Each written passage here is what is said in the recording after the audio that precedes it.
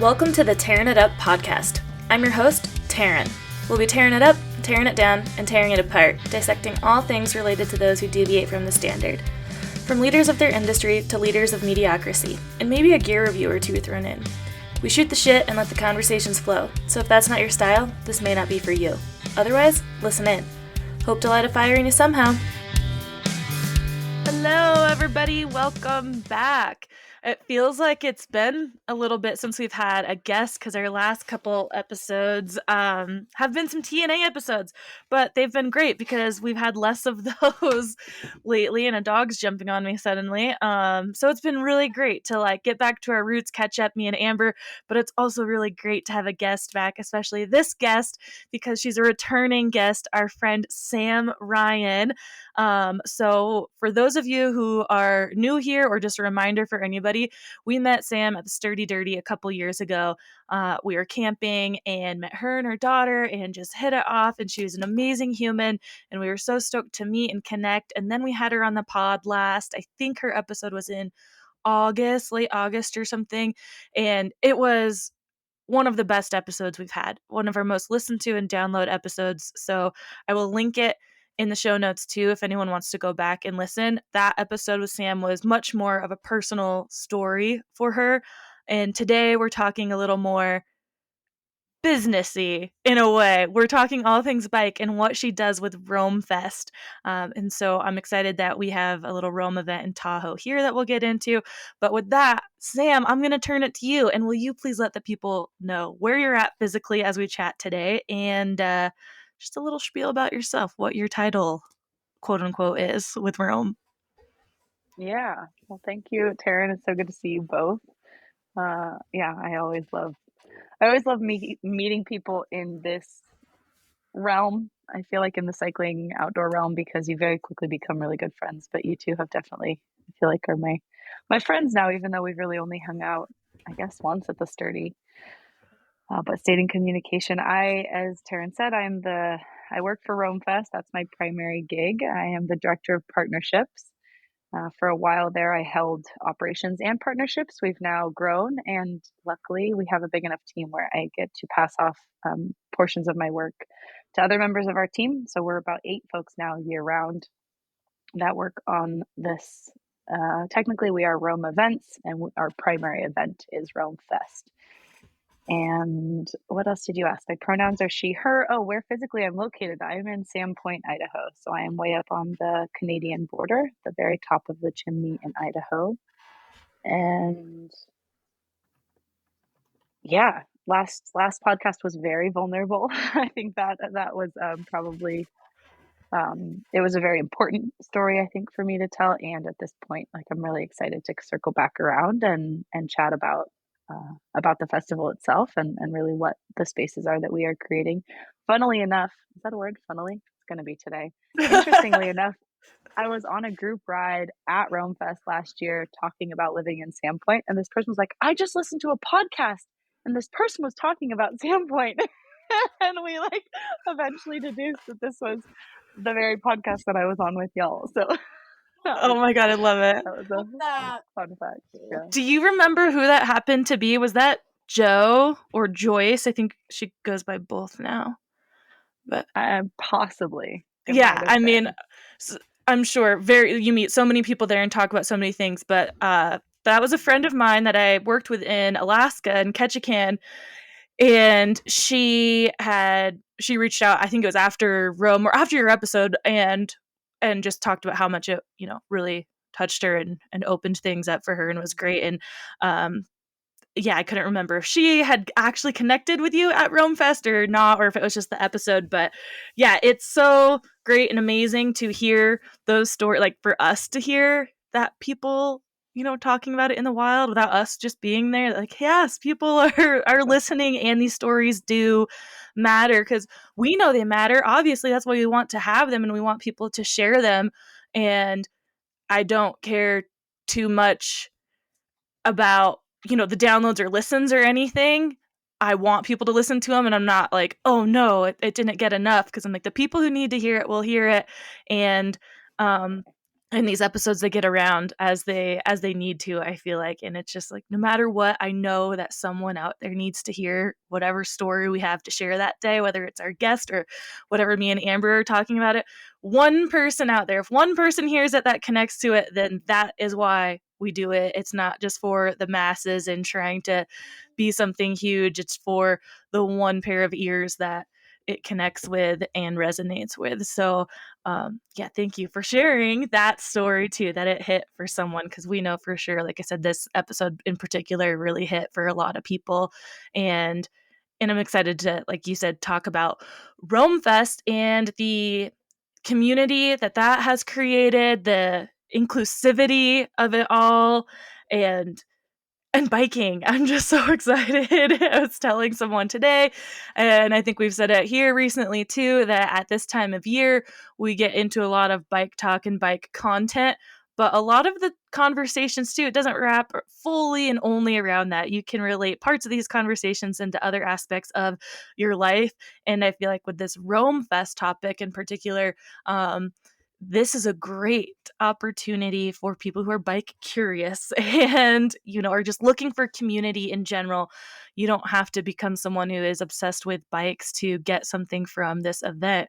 And for those listening out there who don't know what Rome Fest is, Sam, will you give us a little background on Rome Fest? Because as you mentioned too, it's technically Rome events, and Rome Fest is the kind of pinnacle, I guess, event of everything. But yeah, a little background on how or where Rome started and what Rome Fest is today.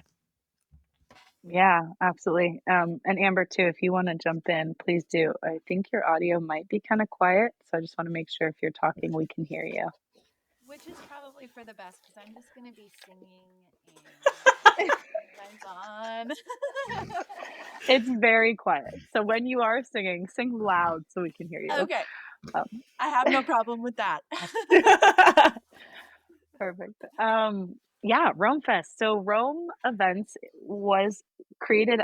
Ash and Andy are the founders, two lovely humans, a married couple that wanted to create more. Actually, initially, Ash wanted to create more demo opportunities that were not geared towards the typical bro at a bike shop.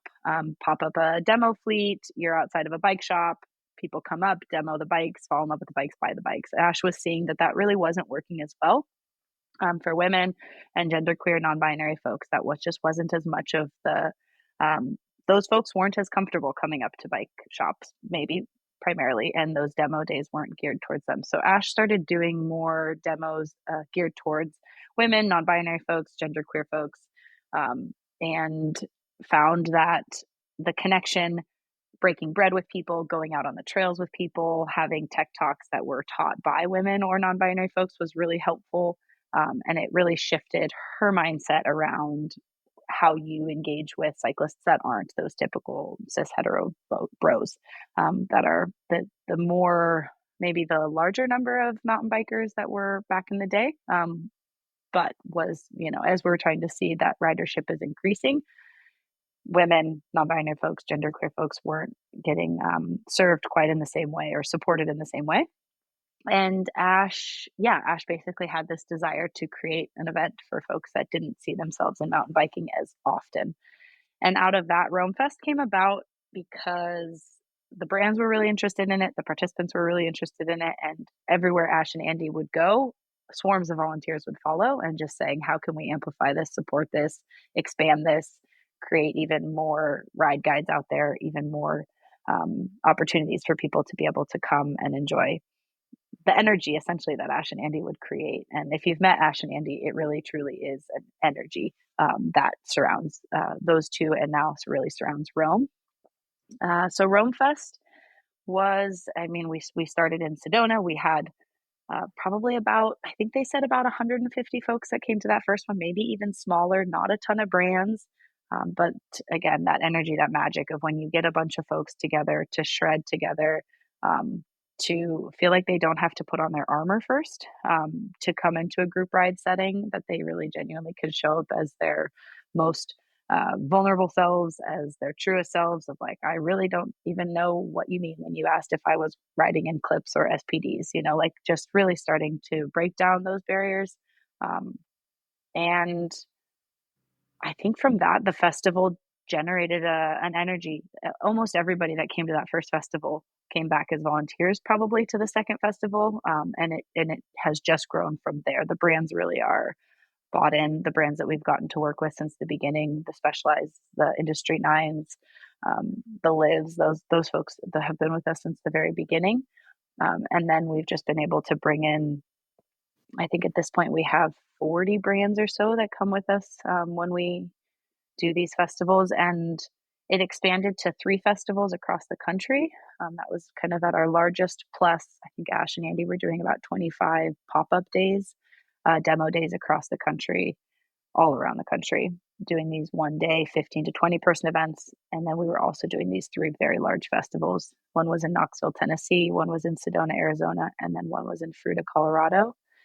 Um, we have since gotten realistic and are now just doing the Fruita, Colorado festival for the time being. We often get asked, like, will we expand back up to more festivals? It's possible. At this point, we are putting on Rome Fest Fruita because we know that that is the best place and the largest place for us to have intermediate riders, also advanced riders. We can camp. We have about 600 to 700 folks that camp out there now. All the brands can camp out there. We set up really a little village. It's not even little, a large village out there. Food trucks, ice trucks, trucking all our own water. Set up massive tents for shade. There is no shade out there. And yeah, what we hear and the feedback that we hear is what keeps it going. The participants that are like, this was like, Disneyland, Christmas, my birthday, all combined, of just feeling like you get to connect with other people. You get to do the thing that you already know that you love to do, um, without any of the anxiety that might surround it. If you're going into a group of strangers that very quickly just become your friends. There's workshops, the brands teach workshops all day, every day. So you can pop into, how do you fix your derailleur? Casey from Live, helps us with our derailleurs and understanding and demystifying that piece of mechanics that we go out into the mountains with and are supposed to know what to do if something breaks. How to fix a flat. It's astounding. Like, I'd never fixed a flat for the first 6 or 7 years that I rode because I always rode with typically dudes that were faster at changing tires than me. And if we were all on the objective of trying to get back on the ride as fast as possible, they would change the tire and we would get going. But I never learned that important skill. It's incredible how many women have a similar story. So that's a workshop that gets taught. And then I think the magic is that it started because Ash and Andy, queer folks, wanted to create a space where they themselves felt really comfortable. So it naturally expanded to other folks within and outside of the queer community that felt that that was their space. But it still stayed predominantly white, as mountain biking is, as skiing is, as so many of these outdoor spaces have been. And we got a lot of feedback really early on that was something that needed to change if we were genuinely going to call ourselves an event focused on inclusivity. And with that, bringing in, we had incredible consultants from the very get go that supported us in building out a BIPOC scholarship program that is now our BIPOC fellowship program that has really grown over the years. We have Brooke Gowdy, who supports the Rome Rowdies program, which is getting, Black cyclists from that intermediate level, elevating them towards more of an advanced level. We have a para and adaptive program now so that we can have folks in adaptive mountain bikes be able to navigate the grounds and the festival and the trails. And all of these things took, festivals and feedback and festivals and feedback and festivals and feedback. And then this last year we had 4 deaf folks that wanted to come, and we didn't have interpreters put into our programming yet. And so that was something that we initiated last year, to have interpreters across all 3 days of the festival. And this year that program is launching again and even more robust. So I think that's the other element of the magic. And I don't know what the word is so much as just like knowing that I think that the ethos of Rome Fest is what keeps me really inspired, and the brands wanting to come and the participants wanting to come, and is that yeah, it's hard to put my finger on a feeling, but Mhm. when you walk away and you feel so like held and loved by people that you never really even met before, um, it's like once you're a Romy, and you'll meet other Romies out in the world, and you're like, ah, you're a Romy. Like it's an ethos of hugs, not handshakes, of all ships rise, rising tide lifts all ships. Um, we are stronger when we elevate everybody. There is enough space at the table for all of us. I think those foundational values is what really shapes us as a company, and it's felt that was long winded. Well, I So mean, well done. absolutely. It's something I Yes. don't think has to be short-winded, really. Yeah. Or even put into words. It's like you said, how do you describe this feeling? Mhm. There's not words for some feelings like that. So, And I was gonna say, when you mentioned that, kind of having a hard time finding words, I think that that's what says it all, really, is when you can't find the words for something. I feel like even just saying that, explaining that part, that hits for people. You get it, because I think we've all experienced something in life where we just, no matter what words we find for it, it's still not encompassing all of it. It's kind of like taking a photo or video, right? And then looking at that, and it's like, that is not at all how it looked or felt in real life. And same thing when you're talking about something, that when you can't find those words, that it is okay, so deep, so deeply rooted in connection and just something really, that magic again, like we it use can that only be often. lived. Yeah, yes, can only be lived. I love that. Yeah, and I have just heard this from anyone I've talked to about Rome Fest, and that is something, and a big reason why I've really, really wanted to go. It feels like one of those things that you just truly do have to experience, and that each time you're going to get something different out of it. And if you said this, sorry, do you know when did Rome Fest, the first big festival, what year was that? I know. I think it's 2017. I should Okay. know that off the top of my head, but I believe it was 2017 was that first launch, and then COVID Mhm. messed with all of us. Um, but yeah, from that, just continuing to expand and try to adjust and meet the needs of the participants. And I think the other thing that personally, I think why it's hard to find the words too is I found it.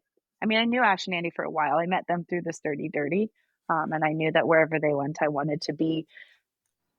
But I really found like what they were doing with Rome Fest after I had my daughter, and I was like a year and a half into being a mom, and everything about your identity flips upside down. At least for myself and for so many mothers that I've heard, and Amber's nodding her head like it it's and mountain biking was the thread that really pulled me back to myself. And when I went to Rome Fest, and I didn't, we say no dudes, no dogs, and no babes, and that's one of our core. Um, we hold that pretty sacred, and so the children aren't there, and so when mothers do come, they get to re-engage with their self through cycling, and I yeah, I think that again, I'm kind of left without words because I'm trying to remember what that. I remember going home and just feeling like no matter what, I have to go to every single one that there is for this, and it's a combination of, like I said, the workshops, sure, the cycling, of course, the dance party changes my life every time. The 2 or 2.5 hours of dancing that we do somehow every Saturday night of the festival with no male gaze, where it's really just the safest space to let your freak flag fly and party the night away with everybody singing at the top of their lungs to Journey, and it's chaos, and it's silly, and it's wild, and it's feral, and it's fun, and it's important, I think, is the other thing. It's really, really important. It's always been important, but I think especially now more than ever, when we're feeling all these different ways that we're being told how we should live, or especially for our trans sisters and brothers and friends, and like our folks that are not safe right now, like creating these safe spaces is ever, ever more important. And then not just saying it's safe and not knowing what that means, but really Mhm. being intentional about, it's not just that we have everybody put on a name tag with their pronouns, and we it's far deeper than that. It is so much more around, like, every single vendor that comes to the festival is vetted, and every single individual that comes with those brands, we have a very intentional conversation with them about what does this mean to have this be a safe, and we went from safe space to safer space to now brave space. Like, Mm. really truly, what does that mean? And then that permeates, those conversations that we have with the brands on, not only are, we ask, and you are required that you utilize people's pronouns. It's, then when they're going back to their companies and they're having conversations and they're bringing up those hard topics of what are we actually doing in our culture back when we go back to our headquarters in Bellingham, or when we're going on a group ride, totally unrelated to Rome Fest, but we're remembering those hard conversations or those challenging conversations that this person was challenging me to, or I had this really hard conversation with Sam before going to Rome Fest. Like, those expanding moments, those moments that really do make you think about how do you show up in the world and how can you do better. I do think that that has a tremendous impact, and those ripples. I think we've seen the cycling industry change tremendously. I know I've only worked in this role for 3 years, but I've seen such a tremendous shift. At first, Ash couldn't even find women that worked for these companies to come to the festivals. Mhm. They just didn't exist. They would pull their, like, contracted bookkeeper. I think I shared this last time. And now, like, there's so many women and femme and non-binary folks that work for these companies. They vie for the passes. Like, that's a phenomenal shift. Mhm. Let that expand to the outdoor industry. Let that expand to other industries. That's the shifts that have to happen if we Mhm. want to Yes, see, and like, genuine to, equity start to to see it happen happen. IRL and to be a part of it, and to also keep the continue evolving thing going is just so incredible. Really. Yeah. Yeah. I mean, some folks would come as just participants. They'd meet a brand. The brand would be like, man, you shred, and we don't have any women that shred that work for our company that can represent our brand. Like, are you interested in being an ambassador? Like, I'm thinking Hannah Mercipasi from Juliana, like, started as a writer, became an ambassador, and now runs the show, Wow. and is like, that's a transformation we've been able to see, just in our, like, snippet of time working in this. But I think that that's really, like, the bigger picture. I worked in mental health for 10 years. I worked, suicide prevention and crisis work and anti-bullying work, and I really genuinely, like, if I'm not fighting to make the world a better place, I don't feel a lot of pull Mhm. to get on my computer every single day, to say the least. But this feels like it's genuinely doing that, and it's more than just like, oh, I ride my bike, you ride your bike, woohoo, we get to go party and talk about riding your bikes. It's like, no, this is actually really starting to shift. Yeah, inclusivity is an effort to get to a place where the world genuinely can start to feel more equitable for everybody. And we have so much work to do, but this is like a small place where shifts and change is happening. Mhm.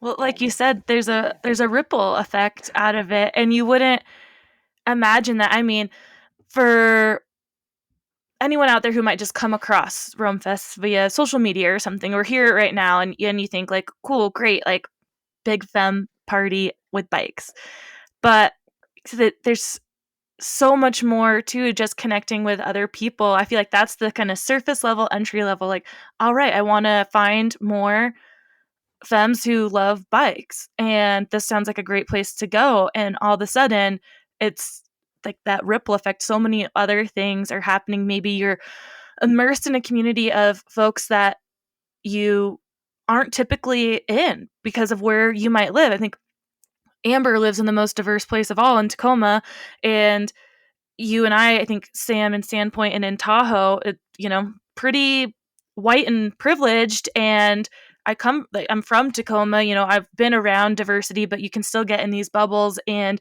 you see what's happening online, um you can see changes from afar, but I feel like it is super important to like also be in the middle of it.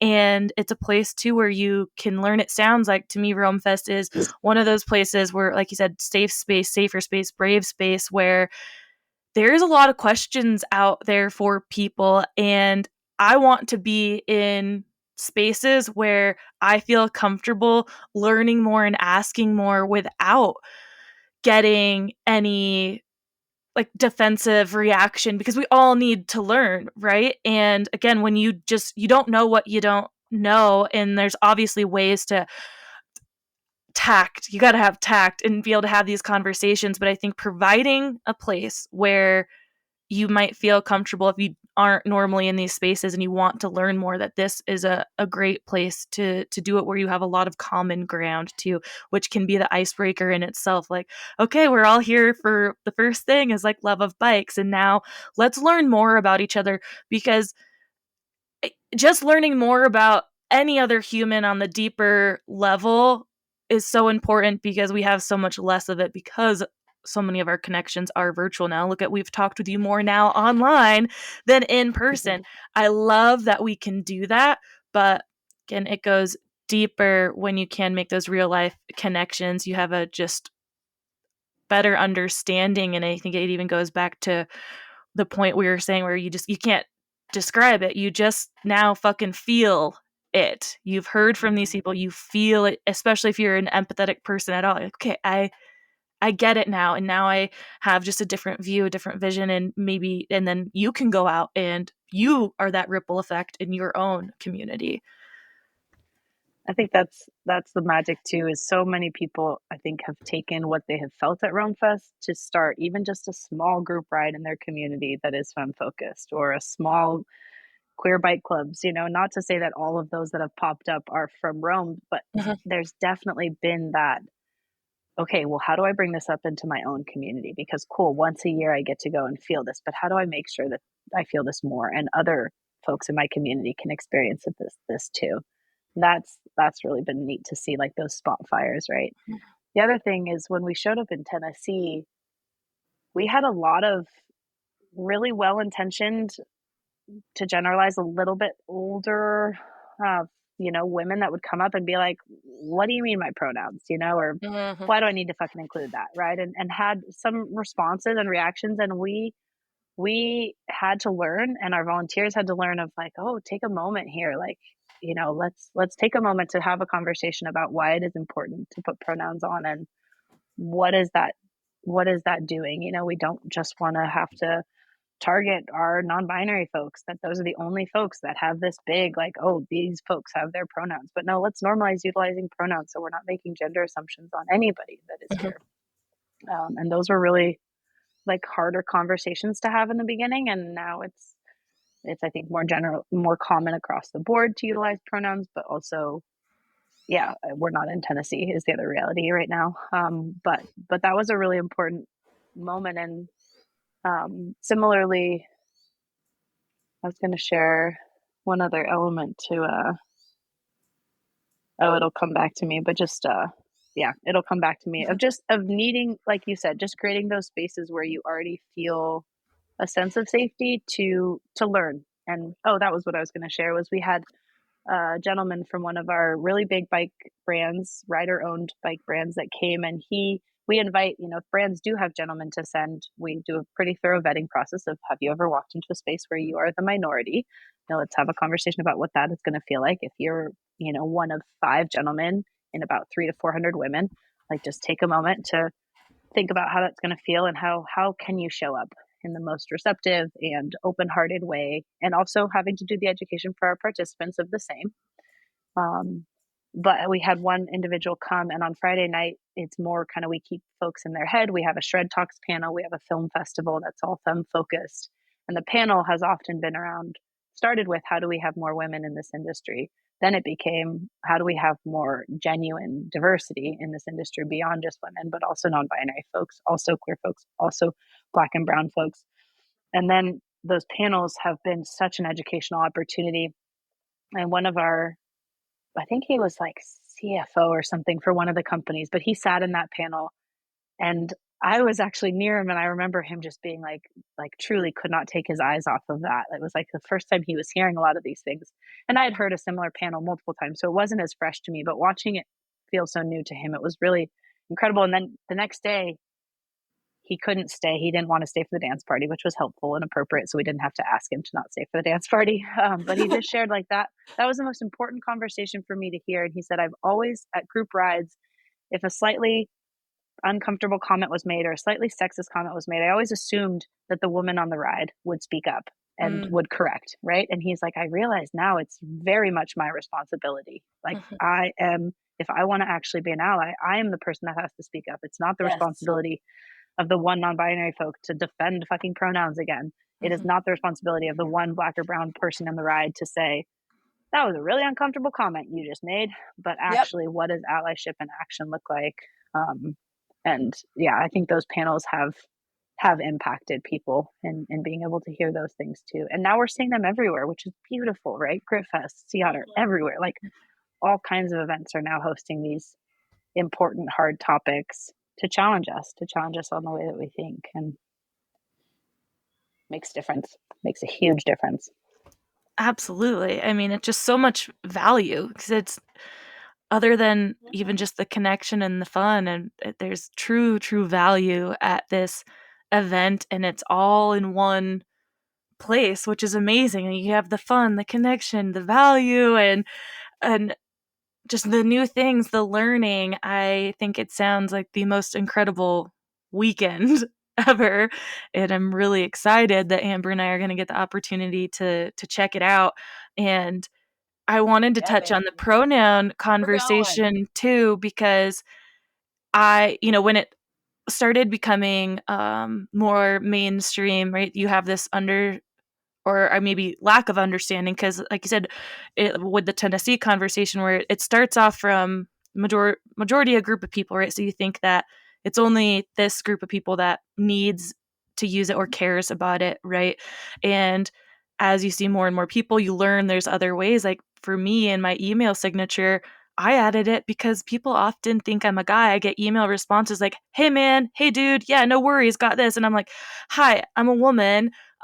So I would like to, yeah, still whatever the connection was, a lot of it was through like the store that I worked at. So I'd be talking with brand reps and outdoor industry reps and whatnot. And yeah, I'm like, no, actually I need that demo in a woman's size or whatnot. And yeah, I'm a woman. So it's like, okay, yeah, simply because I have a like ambiguous name people don't know, and which I've had other conversations that can go down rabbit holes of can come in handy where people don't know I'm a woman. So I do get a response because they're not like, oh, this is just a girl and that doesn't sound fitting. So there are times I take it out because of that. But when I just don't fucking feel like being addressed as a dude, I make sure the pronouns are there in those instances.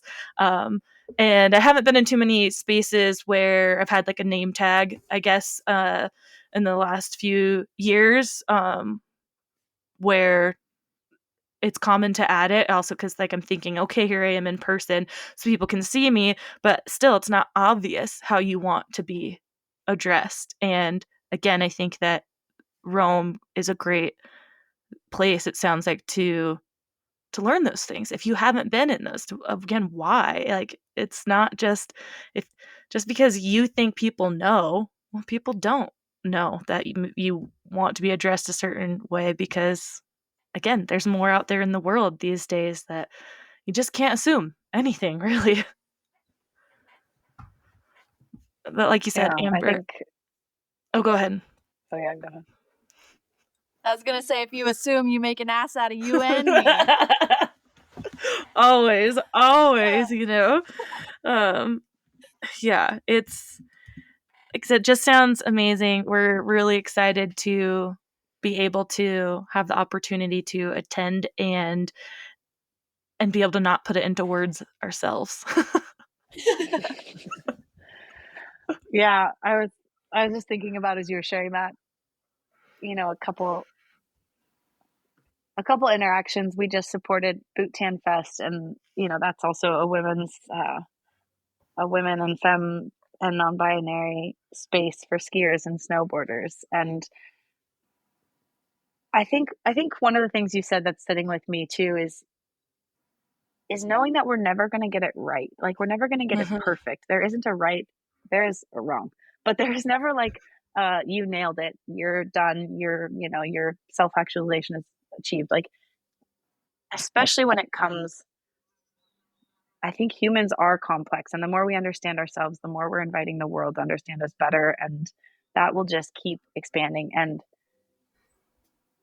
to be curious and to know that, our founder Ash often says, like, you don't have to get it right, but if we have a conversation and I correct you, you use she her pronouns, and I remind you my pronouns are they them, and then the next time you refer to me, you go back to using she her pronouns, but we've already had that conversation. She goes, that's where the harm starts to get done, right? Is where I'm I'm asking you to address me in a certain way. I'm asking you to honor, my name. And if you continue to use maybe a dead name or inaccurate pronouns, then that's where the harm gets done. And so knowing like you don't have to be right all the time. You have to be receptive.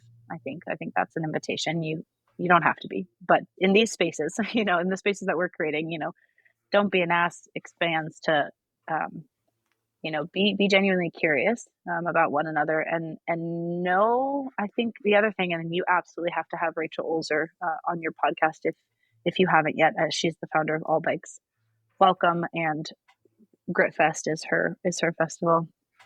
um, and I learned from her constantly, and with that understanding, like all the layers of identity that we all carry, and all the layers of privilege that comes with each and every one of those layers of identity, and acknowledging that and not carrying that as like, oh, I must be a bad person because I am white, I am, you know, cis, I am often, I'm very straight presenting, like those layers of privilege that I walk around with. Um, I don't have to carry that as a burden, but I carry that as a responsibility. And I think that that really goes into shaping our work too. But absolutely, without question, you should definitely have Rachel on this podcast if she's interested. She's also one of the busiest people I know, but she really guides us internally in our culture at Rome, as well as her own organization and all the other things she does. But she really guides us culturally, of how are we can't just say we're an inclusive organization, but genuinely that requires a lot of self-reflection, a lot of looking at where are you doing the work, um, where are your own biases. And yeah, Marley Blonsky hosted a workshop a couple festivals back with REI on how to host a truly inclusive ride, because a Mm. lot of people will say, oh, our ride is inclusive, and she challenged people and said, come to this workshop. And I think it was over like 40 folks that came to that ride with a genuine interest and curiosity of like, I'm trying to host rides, and I say that they're inclusive, but What there's does that gaps in mean? that. Yeah. Yeah.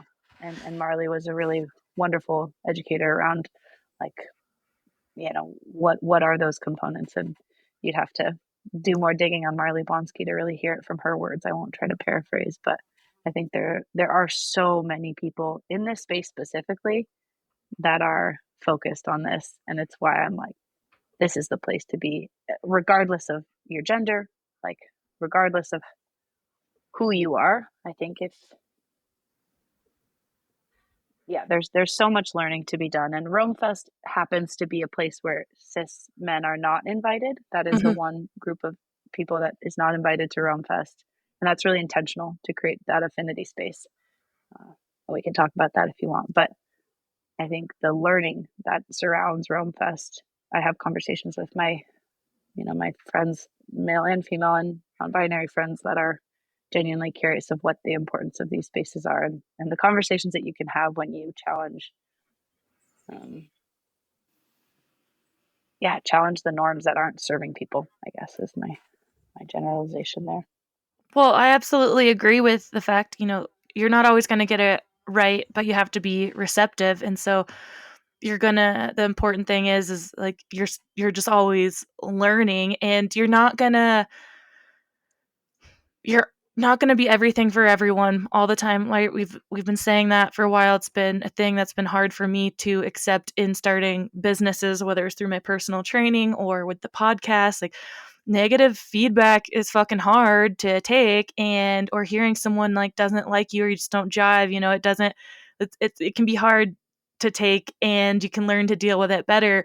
But again, you are still trying to you don't have to try to be everything for everyone, but you have to somehow put it out there that you still accept everyone, right? It's like you might not like me, but I still hold a space for you kind of thing. It might not be for you, but we still hold a space for you, and we're willing to learn and listen on how we can provide more space for this group of people or whatnot. And it can be hard to hit all of the things, but most importantly is that you all are still learning and growing with Rome. Like you just said, what, last year you had 4 deaf folks who came out, and so this year you're like stepping it up even more. And so the more that people show up into these spaces, the more you can expand and grow and provide the space for them. And once again, that ripple effect comes back, right? At Sea Otter, when I did the Ladies All Ride clinic, there was a deaf woman in the clinic. And so she had her interpreter with her. And that was the first time that I experienced that, riding with somebody who was deaf. And I was like, wow, I, just didn't even think about that at all, and the accessibility with a deaf rider, because you think, all right, they can see, so mountain biking, is probably not that big of a block for them, obviously, but you don't know what they have to think about as far as being out and hearing other people on trail or animals or anything like that, or going out with a group. Like, okay, what are the I find it hard to find other people to ride with, being a completely able-bodied person, just because of life and schedules. So now imagine someone who has a disability, that pool of people is even smaller in their area with their schedules or anything. So I'm like, if how does she go out on a group ride if the odds too are how many people who are also deaf want to ride their mountain bike or know ASL? And I was just like, oh God, I need to learn ASL. Like, I'd love to do that, because like, what a thing I didn't even think about. And I just didn't look at the sport as a barrier to people who were deaf. And so I think that's so cool that Rome has just already grown from one time, or from last year, even just leaps and bounds, right? And you don't know what you don't know. People show up and you learn and you're growing and you're providing as much space as you can for anybody. And that's the most important part. And I think that too, then that allows people like us, anyone, to come and also see who is out there. And you're not realizing that people face these barriers because it's not something that you have to think about. And I think it's interesting because I also work really directly with the brands. That's my primary, most of my days are spent coordinating with the brands. And but even before that, I think, if maybe always, but I've only been alive 34 years. So for as long as have known and been a conscious human, if you're not clearly an open-hearted, and if you are not like a loud ally, it is not assumed that you are a safe person.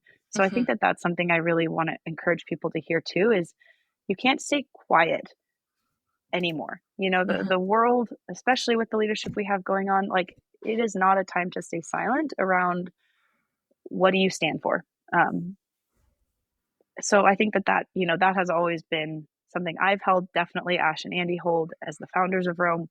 But you have to be really clear that it is not just enough to say like, "Oh, now I feel safe and I love to ride and I don't feel like there's any barriers for me." It's also like, who else has barriers that we can support? Like, it's not. It sounds white saviory when I say it like that, but I Mm-hmm. genuinely do feel like it is a responsibility for all. If you are not looking around you and seeing who is being excluded, because Mm-hmm. inevitably people are being excluded, in all areas. And I've been accused of being, an overly ambitious advocate for the queer community, and yet I'm like, well, pick the thing you are passionate about.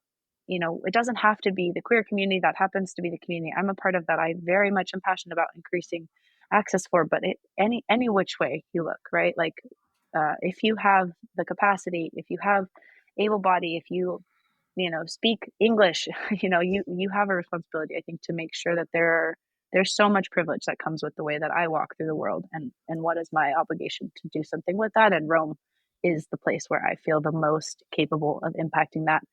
And with that, the brands that I get to work with, I don't work with the brands that are doing it because it looks really good for them. That is something that we've been really, really clear on, is we have a very strong vetting process that if I go through their leadership on their website and it is white guy, white guy, white guy, white guy, white guy, white guy, white guy, one token woman or one token brown person, that is not enough for us, and I will challenge those companies and say, check in with us when you actually have leadership that has more gender equity, because we're not going to be we'll give our demographic to you on a silver platter. It is very much about, like, step up, and what is the leadership who are the riders that you are signing? Because if they don't genuinely represent, if they don't act accurately and adequately represent all of the mountain bikers that are out there, and that you are still hand selecting folks that mirror your leadership, then there's a gap there, and we're not as interested in working with them for Rome yet, but inviting them up and saying, like, when you have ambassadors to bring to the festival that are not gentlemen, that is going to be a time that we would love to have a conversation with you. And I get to work with these incredible brands that believe in it as much as we do and have the values that we do. And that's something I'm really proud of. And then the brands that come, we genuinely tell our participants, support these brands, because these brands really genuinely support you, and not just because it looks good, not just because it is in vogue right now. They will be by your side even when the DEI efforts are being, as we're seeing now, like, they have to. I mean, some of our biggest companies are having to be quieter about their DEI efforts. They're not going to take them away, but they have to be really stealth right now about how they're talking about their DEI work, which is incredibly fucked. But Yeah. that is where we're at, and they won't stop doing that work. Yeah. Like, these brands believe in it in their core and in their foundation. We have a woman coming on soon who's a DEI consultant in a lot of the outdoor spaces. So we're excited to dive into that whole conversation too, because like you mentioned, the fact that people have to be kind of quiet about it right now just because of pure funding issues. Not that these brands are getting like grants or things like that. Some small brands, we have to remember, like, are small. They rely on outside sources and help and things. But the fact that you go through such a vetting process, bringing these brands in, I think is an amazing thing to point out for people who, can realize that anyone who is there has been vetted, and they truly do support the people that are showing up to Rome. And it is not just like to check the box on the list or tokenism or anything like that. They really stand behind you. And I think it's really important for brands to create that brand loyalty. I think for a long time people lost it because, again, it's just what thing costs the most or what's getting the most ad space or whatever, and you just get a disconnect from there. And it all has to be full circle of people supporting people in general. And I'm curious too, you mentioned the affinity rides, and I was wondering if you could tell us a little bit more about what the affinity rides are at Rome, as well as, because we've touched on it, basically generalizing that like Rome is for anyone and trying to make it open for anyone. But you also said something about Fruta being the biggest place that for intermediate and advanced riders. So I'm wondering, as far as people who are cyclists, like, what you recommend as far as their knowledge or experience in biking to go to Rome Fest, and the Infinity rides too, what those are. I love infinity and affinity rides. Infinity rides, they would just go on forever.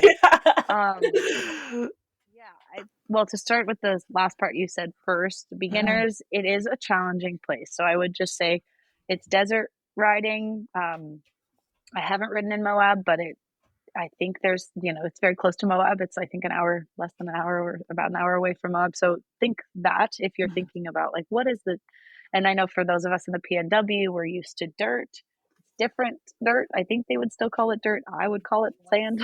It's pretty sandy and it's very rocky out there. So I think and it's very exposed. So I definitely think like look up some YouTubes. We have some I think we have some on our website, although we did go through and really slim down. Our website was getting, as we had built so much, our website was very large. I think we slimmed it down and maybe taken some of those videos off. But even just YouTubing, 18 road Fruta mountain biking, you'll get some footage of what that looks like out there. So we don't recommend beginners. That being said, we have a Thursday skills party now that we've brought in. Last year we were able to do it with Lindsay Richter of Ladies All Ride. And this year she has a scheduling conflict. Sadly, she's going to be, I think, in Oh. Switzerland that same week. So we, fortunately, though, get to continue to work with all these different amazing people. And so Venture Birds is going to come in to support the Thursday skills party. Salsa's also supporting it, and SRAM's also supporting it. So it's going to be held in this. Don't be a beginner. Like that's not, this can't be you're a roadie and this is your first time on a mountain bike. That would be a bit of a stretch. But, as long as you know 50-50 pedals, you know how to balance over your bike, I would encourage you to come to that Thursday skills party if you are on the more beginner side of things. But you'll just have more fun if you come more as at least intermediate beginner, I would say. That being said, some folks come and they are like, I'm not even that into mountain biking, or I wanted to come with my wife and she's a mountain biker and I'm really not. Should I still come? And we've had folks come and like they will go out on their first ride, just a very little, like even a parking lot ride, or they'll go up and just do a little 18 road loop. Um, Maybe not their very first mountain bike ride, but I mean, I even think I've had some folks come with brands that have never been on a mountain bike that will I try was one out. And then Yeah. I'm thinking of like, yeah, I was gonna say because Claire, who had a podcast called "This Is Joy and Claire," and she works for Smartwool. Their I was podcast just has thinking since about Claire. changed. Yeah, Yeah. I think it's now their podcast is Older and Wiser. I think something like that. They just or Older and Wilder. And anyhow, I listened to them for years, and she's in Colorado, and I knew she worked for Smartwool, and I remember hearing on their podcast that she went to Rome Fest with Smartwool, and I believe that is where she got one of her first mountain bike rides in, and then now she loves it, and I don't know how And this she is owns a coming along. Juliana now.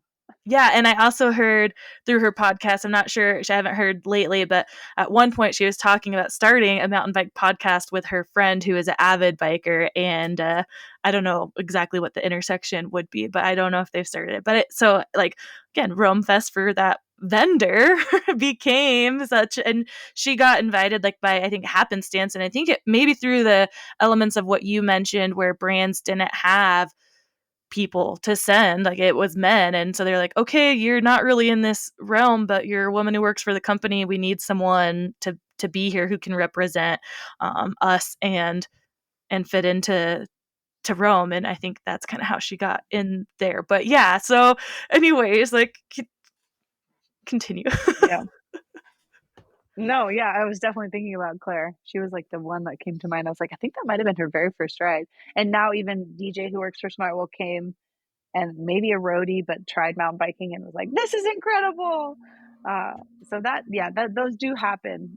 But to really get like to really get the full experience of the riding, we say like intermediate to advanced. But we also have, yeah, these affinity rides that you mentioned that came out of our BIPOC affinity ride has been going kind of since the beginning. Like the BIPOC folks were like, let's have a ride where we can really meet each other, drop in together, shed, even though this is a very safe space, like we still put on, armor to come into this festival that is more white folks than brown and black people.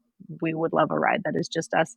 That ride has grown. I think this last ride we had like almost 50 folks on that ride.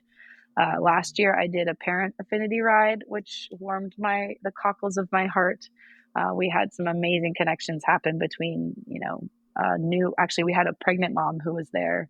She was pregnant with twins, and there was a woman who I think had like 11-year-old twins. And so they connected as we were climbing up the road together. There was a woman who has a kid on the autism spectrum, another person had a kiddo who had just been diagnosed, and they connected because before we go out on these rides, we do just brief intros so you can kind of get at least a small snippet of someone's story.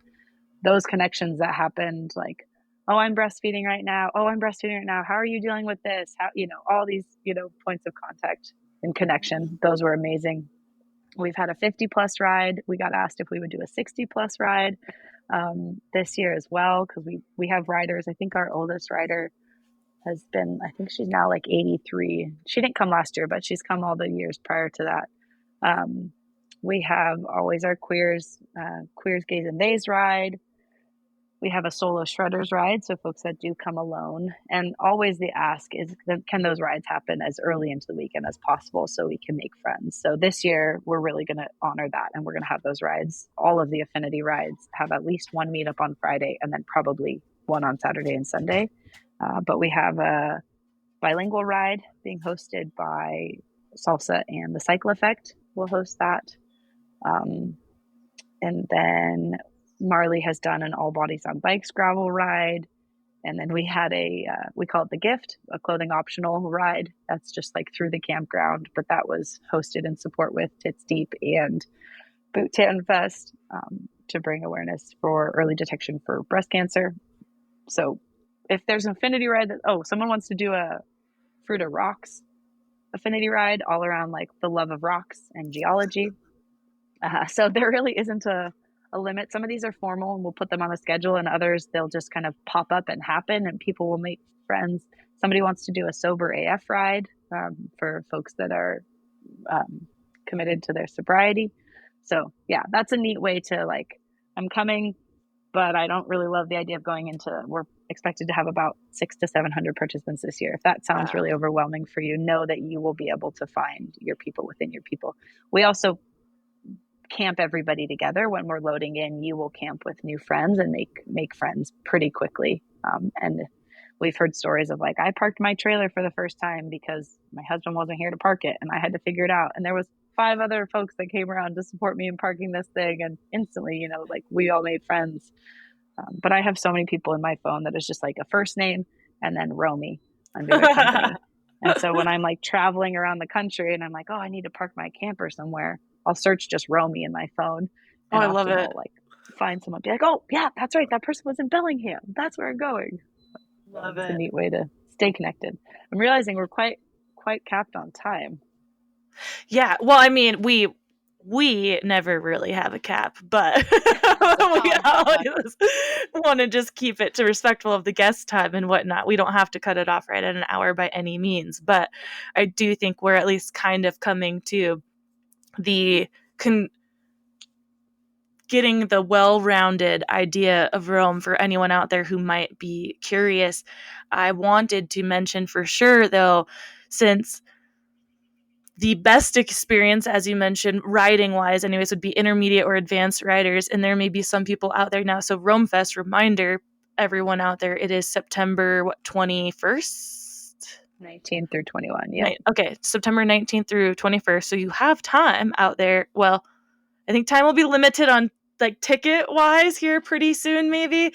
But like there's opportunities to get out there and get some riding under your belt so you have a little experience and then can maybe go to the skills clinic and dip your toes in a little bit first. Some of those opportunities are through Rome directly with the Rome in the Wild pop-up events that are happening around, and it seems like those are, well, just doing what the name says, like popping up. I just follow them on Instagram and I just see like, oh, one's happening over here. I'm hosting one here in Tahoe in June. June 7th, I believe, is going to be the date. And so anyone interested in, it's like just a group ride. You don't have to be committed to going to Rome, but there will be people there who can tell you all about it. And by that time too, hopefully there's still some tickets available. But I'd say watch out for those in your area. And Sam, is there any other like recommendations or anything that you have where people could look up some maybe clinics or group rides or advice for people who are very interested but want to get some stuff under their belt first?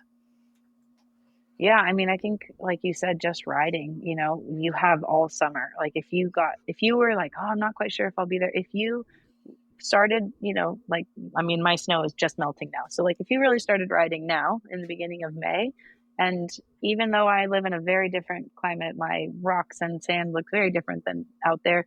If you rode now, you would be really, really primed to have a wonderful time in September.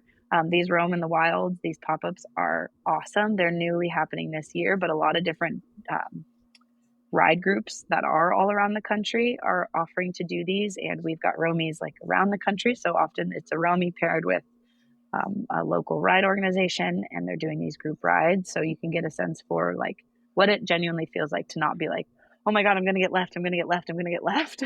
And then you catch up to the group at the very end and you're so out of breath. And they're like, okay, cool. We're all here. And then they go again. Like those are I hate not going to happen. that. The fuck you stops are not a thing that we do Yeah. with Rome. No, that will not happen at a Rome in the wild, at a Rome fest, at a Rome group ride. Like that's absolutely counter to the ethos of Rome.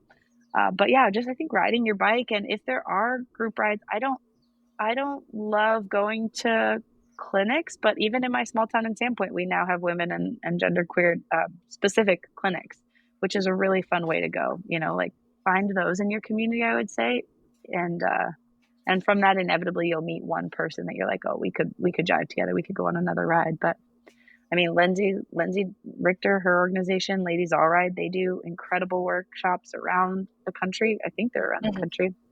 Venture Birds, there's coaches. There's incredible coaches in the Grand Valley in Colorado, if that's where you are. But I think more and more you can look up organizations that have specific coaching opportunities that are not just general. But I mean, even just a friend of mine told me she was going to an airbag clinic last weekend, and the instructor said, do you think that if we made this a women's only clinic, there would be more signups? And she was like, probably. And so, in fact, he geared it and did a women's specific airbag clinic. And it was like, well, yeah, that's a pretty big thing outside of someone's comfort zone to start Hmm. practicing jumping and airbag specifically. And if it is this safe, a focus on a safer space, a space where you can not be so afraid to be fumbling and new at something, like that's always going to be the best environment. So I think finding those opportunities is the best way. And if you rode, like I said, if you rode from now until September, you would have a wonderful time at Rome Fest. And if you didn't even, you will probably still have a fun time at Rome Fest. Yes. Yeah.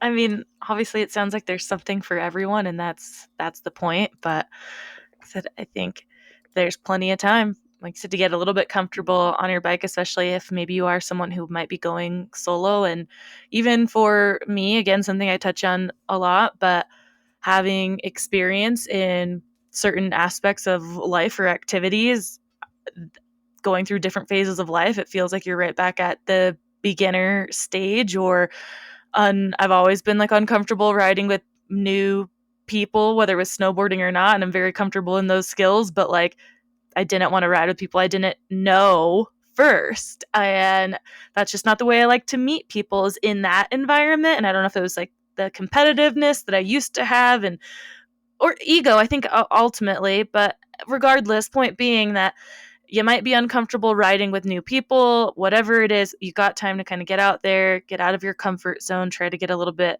more comfortable with that, but also just know that Rome provides the spaces for you to feel comfortable, find your people. And I just, like I said, can't get over the fact that I'm like, oh, I can't wait till September. Can we just go now?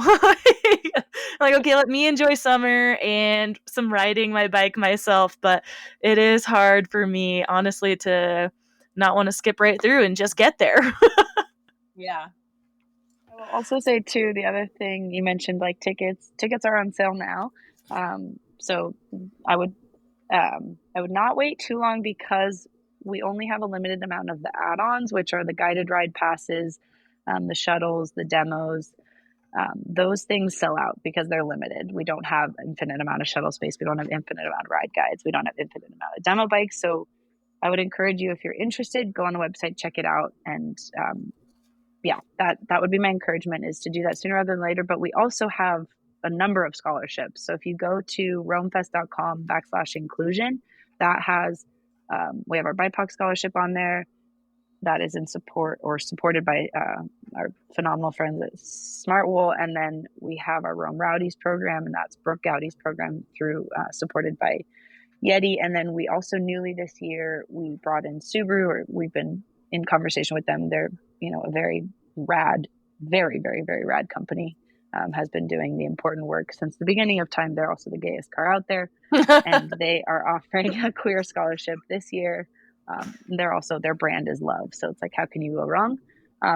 We will have, I think we have 10 queer scholarships available this year. So that's a new one. So go on that, like I said, romefest.com/inclusion if you think that you need a scholarship, or if you would like to apply for a scholarship. We also have the Media Corps program on there, which is for emerging and established adventure photographers and videographers.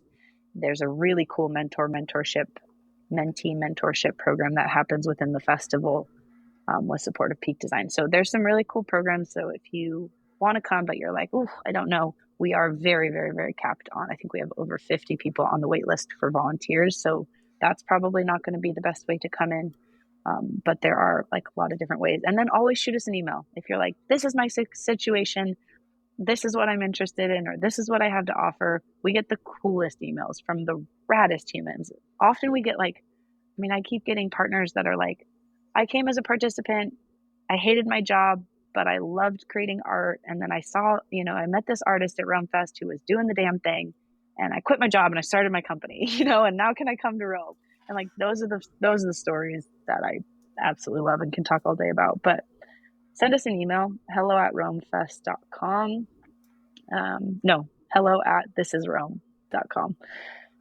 It's on the website. You can find it, but send us an email. It comes to our small, tiny, tiny, tiny little team, but we care a lot, and having people come and have a wonderful experience, it's what will change that person's life and definitely change the world. I know. I think, it's changed mine. So I'm going to stop. I'm I going to get off love my soapbox now, but it. No, that's why you're here, to be on it and about this. And the fact, any event that offers scholarships, I think is amazing. And it is one of my goals someday through the podcast and whatever we're building with the podcast, is to be able to offer scholarships for things like this to people, whether it's partial or somehow being able to give back to places like Rome Fest or the program I'm in now through the Outdoor Industry Leadership Program, like to be able to offer someone a scholarship to it. I've gotten a lot of opportunity through work. A lot of the things I've gotten to do, it's been because I'm working for them or something, like not attending totally as an attendee. But I don't know, I just find that's where I thrive, and that's how I like blossom in these spaces, is on that work side of it. And I just want to be able to give that to people who do want to be on the attendee side. Because don't get me wrong, I want to be on the fucking attendee side sometime of these events and just relax. But I also know when I'm doing that, all I'm doing is thinking about work. So it works out most often for me on the work side. But yeah, it's I just haven't had access to be able to spend money on things like this often in my life. So I want to be able to give that to someone so much. So yeah, that's how, again, here's my plug for you just leaving a review on this podcast, not asking you guys for money, but just simply reviews, because we have big plans and dreams of making a difference with this podcast, and sharing your story, Sam, and the story of Rome, I think helps make a difference and reach those people where Rome Fest will affect them and can change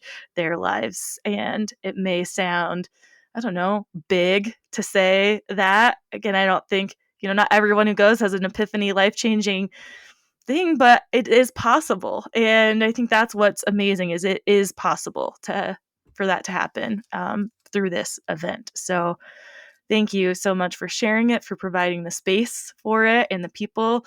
And you all know that you can find all the info in the show notes. We'll link the Rome Fest site, the email, and like Sam said, reach out if you have questions about how you might be able to get there, or if it is right for you, if you're still feeling unsure based off everything we've said. And their tiny little mighty team will get back to you.